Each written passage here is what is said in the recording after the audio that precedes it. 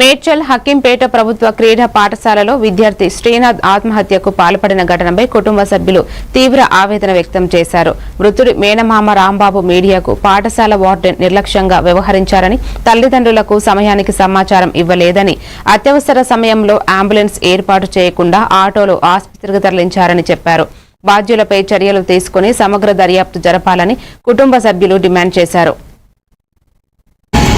మా బాబు ఉరిపెట్టుకుండు నెగ్లెన్స్ వల్ల ఒక వార్డెను 30 మేనేజ్మెంట్ లేక లేదు ఇబ్బంది పెట్టుకుంటా ఆగం చేసుకుంటా మమ్మల్ని నాన్న ఇబ్బందులు పెడుతుంది. సీరియస్ ఉన్న మనిషిని ఆటోలో తీసుకుపోతారు. మీరెవరు? తాడెక్కడ దాంట్లో తాడెక్కడదంట మొత్తం కిటికీలకి